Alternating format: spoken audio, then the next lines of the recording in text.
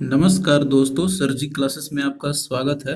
तो देखिए डीआरडीओ की तरफ से यहाँ पे एक वैकेंसी निकल के आई है साइंटिस्ट बी की। और इसमें से टोटल 167 वैकेंसी है। तो वो कौन कौन से है यहाँ पे हम लोग एक एक करके सारा डिटेल में देखते हैं। तो यहाँ पे देखिए सबसे पहले आप लोग यहाँ पे देखिए जो ऑनलाइन फॉर्म भरने का जो डेट आपका ये स्टार्ट हो चुका है। और इसका जो क्लोजिंग डेट है तो वो 10 जुलाई को 2020 को है। तो ये तो आपका जैसे कि लास्ट डेट इसमें दे दिया है। अब यहाँ पे देखिए जो इसमें पोस्ट जो दिया हुआ है टेबल करके दिया हुआ है सभी में। तो इसमें आपका जैसे कि 3 डिसिप्लिन में इनको डिवाइड करके इसमें पोस्ट दिया हुआ है।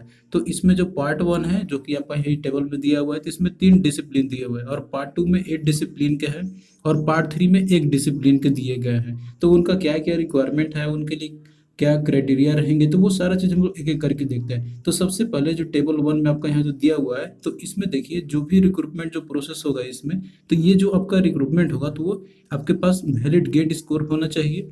और उसके साथ में डिस्क्रिप्टिव एग्जामिनेशन इसका लिया जाएगा और बाद में फिर पर्सनल इंटरव्यू किया जाएगा। तो ये 3 प्रोसेस है जो कि आपका टेबल 1 में दिया हुआ है। तो टेबल 1 में देखिए यहाँ पे जो ब्रांच दिए हुए हैं और इसमें जो भी रेस्पेक्टिव जो सीट्स है, तो यहाँ पे आप देख सकते हैं। तो सबसे पहले यहाँ दिया हुआ है इलेक्ट्रॉनिक्स एंड कम्युनिकेशन इंजीनियरिंग वालों का।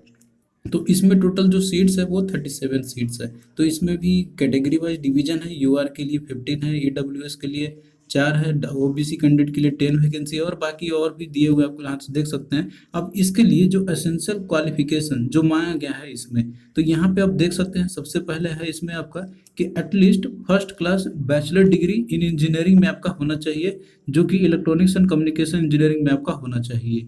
और इसमें देखिए इसके साथ में नीचे ये भी दिया हुआ है कि applicant must also fulfil one of the following additional requirement. ये तो आपको जैसे कि रिक्वायरमेंट ये तो है कि आपके पास फर्स्ट क्लास बैचलर डिग्री होना चाहिए इंजीनियरिंग का, यानी कि इलेक्ट्रॉनिक्स एंड कम्युनिकेशन में। और इसके साथ में एक क्राइटेरिया आपका इसमें से ये दो दो आपका दिया हुआ है, तो किसी एक में आपका होना चाहिए। तो पहला है कि गेट का क्वालिफिकेशन, यानी कि आपके पास एक वैलिड गेट स्कोर कार्ड आपका होना चाहिए इलेक्ट्रॉनिक्स एंड कम्युनिकेशन इंजीनियरिंग में, और वो भी पेपर कोड आपका इसी होना चाहिए। तो ये होना चाहिए। या तो फिर दूसरा ये है कि यदि आपके पास मान लीजिए गेट का क्वालिफिकेशन नहीं है, यानी कि आपके पास गेट क्वालिफाई अब नहीं किए हुए हैं, तो आपके पास जो है मिनिमम 80% एग्रीगेट मार्क आपका होना चाहिए इक्विवेलेंट डिग्री में। यानी कि जो भी आपका इंजीनियरिंग का डिग्री है तो उसमें आपका 80% मार्क्स होना चाहिए। तब जबकि आप लोग यदि गेट स्कोर नहीं है तब भी आप अप्लाई कर सकते हैं। दोनों अगर है तो अच्छी बात है, लेकिन कोई एक चीज़ है कि वो सेटिस्फाई आपका करना चाहिए इसमें से। तो ये आप लोग देख लेना है यहाँ पे। और बाकी यहाँ पे देखिए जो भी इक्विवेलेंट जो ब्रांचेस है इसके साथ में इलेक्ट्रॉनिक्स में, तो ये सारा कुछ दिया हुआ है, आप यहाँ पे देख सकते हैं। फिर दूसरा देखिए इसमें जो आपका दिया हुआ है वो है मैकेनिकल इंजीनियरिंग का। तो मैकेनिकल इंजीनियरिंग में भी यहाँ पे टोटल जो है 35 सीट्स है इसमें, और बाकी जो रिस्पेक्टिव इसमें कैटेगरी वाइज भी सीट का डिवीजन किया गया है। तो यहाँ पे भी देखिए जो असेंशियल क्वालिफिकेशन इसके लिए रखी गई है, तो पहला आपका है कि at least first class bachelor degree engineering या टेक्नोलॉजी में होना चाहिए आपका, यानी कि मैकेनिकल इंजीनियरिंग से होना चाहिए। और साथ में ये भी है कि कोई एक क्राइटेरिया मतलब कि एडिशनल क्वालिफिकेशन सेटिस्फाई करना चाहिए। पहला है वही सेम चीज़ है कि वैलिड गेट स्कोर कार्ड होना चाहिए मैकेनिकल इंजीनियरिंग में, या तो फिर मिनिमम 80% एग्रीगेट मार्क्स इक्विवेलेंट आपका होना चाहिए। अब यहाँ पे आपका दिया हुआ है कि if done from N IIT और एनआईटी में आपका, तो ये चीज़ आप लोग ये ध्यान रखना कि जो 80% एग्रीगेट मार्क आपका रहेगा इसमें से, तो वो आपका यहाँ पे एनआईटी और एनआईटी में ही होना चाहिए। ये अदर कोई का इसमें नहीं दिया हुआ है। तो सिमिलरली देखिए ऊपर में भी आपका सेम यहाँ पे दिया हुआ था, तो ये भी आप लोग इसको देख लेना। इसमें दिया हुआ है कि if done from an Indian institute of technology और नेशनल इंस्टीट्यूट ऑफ, यानी कि आईआईटी और एनआईटी में से ही आपका होना चाहिए 80%, तभी आपका माइंड रहेगा। अन्यथा आपको नहीं दिया जाएगा यदि आपका गेट स्कोर नहीं है तो ये दोनों चीज़ आप लोग अच्छे से समझना है इसको।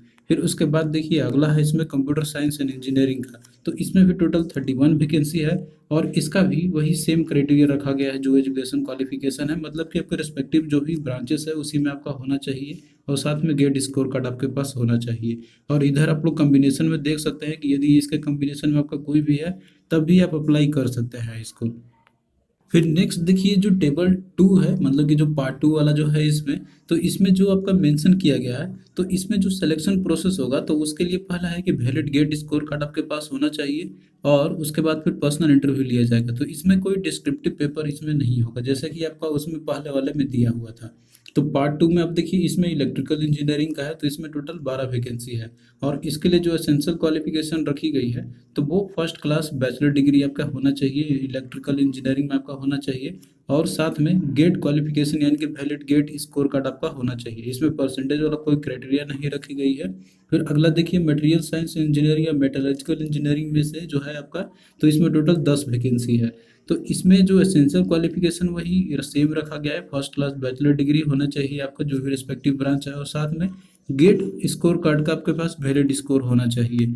फिर उसके बाद देखिए आगे और भी इसमें दिया हुआ है, जैसे कि फिजिक्स का दिया हुआ है 8 वैकेंसी है, केमिस्ट्री का भी 7 है, केमिकल इंजीनियरिंग का भी 6 है, एरोनॉटिकल इंजीनियरिंग का भी 4 है, और मैथमेटिक्स का भी 4 है। तो सभी में वही सेम आ गया है, और गेट क्वालिफिकेशन और जो भी रेस्पेक्टिव ब्रांच से बिलोंग करते हैं, तो उनमें से आपका वो होना चाहिए, और साथ में गेट का क्वालिफिकेशन होना चाहिए। और फिर उसके बाद देखिए जो थर्ड टेबल आपका दिया था, तो इसमें साइकोलॉजी के लिए है, तो इसमें टोटल 10 वैकेंसी है इसमें। अब इसमें देखिए जो एसेंशियल क्वालिफिकेशन मांगा गया है, तो इसमें फर्स्ट क्लास मास्टर डिग्री मांगा गया है साइकोलॉजी में, और इसके साथ में नेट का क्वालिफिकेशन आपके पास ये होना चाहिए। तो ये सारा कुछ दिया हुआ है, आप लोग यहाँ पे देख सकते हैं। अब यहाँ पे देखिए एक इम्पोर्टेंट पॉइंट आप लोग नोट यहाँ पे कीजिएगा, दिया हुआ मेंशन करके, कि जो भी स्टूडेंट अपियरिंग है, यानी कि जो अभी फाइनल ईयर में है, या फिर जो इनका अभी रिजल्ट नहीं आया हुआ है, तो वो भी हैं, इस एग्ज़ाम को वो भर सकते हैं। ये दिख इसमें आपका ऑलरेडी ये दे दिया हुआ है इसमें, तो कोई प्रॉब्लम नहीं आपकी होगी। हालांकि आपको जैसे कि जब इसकी इंटरव्यू ली जाएगी, तो उस समय आपका वो सारा डॉक्यूमेंट जो है आपके पास हो जाना चाहिए। तो इसमें अपेयरिंग वालों के लिए भी अलाउ किया गया है। अब यहाँ पे देखते हैं हम लोग एज लिमिट का, तो इसमें देखिए जो एज लिमिट दिया गया है अनरिजर्व कैटेगरी के लिए या फिर ईडब्ल्यूएस कैंडिडेट के लिए, तो इसमें रखा गया है 28 ईयर्स, और ओबीसी कैंडिडेट के लिए है 31 ईयर्स, और एसटी एससी के लिए 33 ईयर्स है। तो ये एज पर रूल्स है, गवर्नमेंट के रूल्स के अकॉर्डिंग। अब यहाँ पे देखिए जो अप्लीकेशन फ़ी जो रखी गई है इसमें, तो वो है 100 रुपीज़ रखी गई है। और अप्लीकेशन फ़ी जो है, तो वो एस टी एस सी और पीडब्ल्यूडी कैंडिडेट और वीमेन कैंडिडेट के लिए ये फ़ी नहीं लगेगा, और बाकी जो ओबीसी या फिर जो ईडब्ल्यूएस या जनरल कैंडिडेट है, तो उन्हीं के लिए 100 रुपीज़ पे करनी है।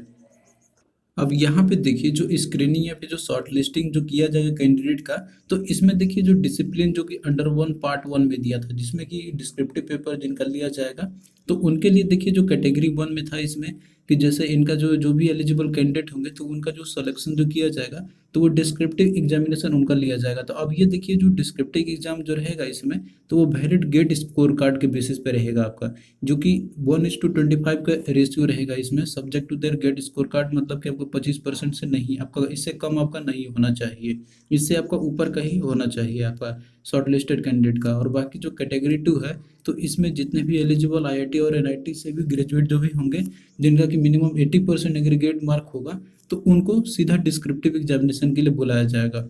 और बाकी जो कि 80% से जिनका भी कम होगा, तो उनको देखिए गेट स्कोर कार्ड जिनका भी हाई होगा, तो उनके बेसिस पे उन्हीं को बुलाया जाएगा, और वो भी 1:25 के रेशियो में कैंडिडेट को बुलाया जाएगा। तो ये आप लोग ध्यान रखना।